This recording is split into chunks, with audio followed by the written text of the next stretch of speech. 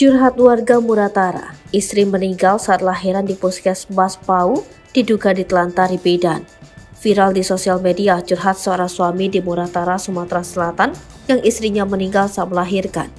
Dari curhatan warga Muratara yang diketahui bernama Lika Santosa tersebut, istrinya meninggal dunia saat melahirkan diduga karena kelalaian oknum bidan.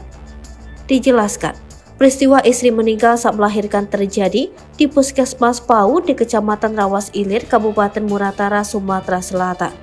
Dalam unggahan Facebooknya pada Minggu 28 Mei 2023, Lika Santosa menyampaikan bahwa sang istri dibawa ke Puskesmas Pau dikarenakan pecah ketuban pada Selasa 9 Mei 2023 malam.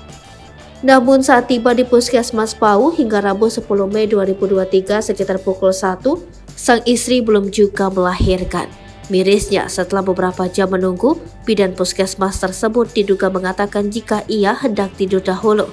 Hal inilah yang membuat Lika menyayangkan sikap bidan dan perawat yang menelantarkan istrinya di ruang persalinan. Ia lantas menegur petugas medis di puskesmas tersebut dan meminta segera menangani kondisi istrinya yang semakin lemah. Lebih lanjut, Puskesmas Pau baru memberikan rujukan ke Rumah Sakit Arbunda Lubuk Linggau setelah pukul 5. Namun setelah ke Lubuk Linggau, nyawa ibu dan anak tidak dapat ditolong. Sang istri dan anaknya pun meninggal dunia. Atas kejadian tersebut, Lika mengaku kecewa atas kelalaian bidan Puskesmas Pau yang tak sigap menangani pasiennya.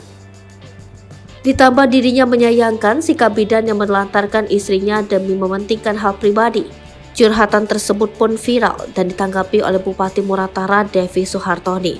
Bupati Muratara Devi Suhartoni langsung mengomentari keluhan Lika Santosa di Facebook.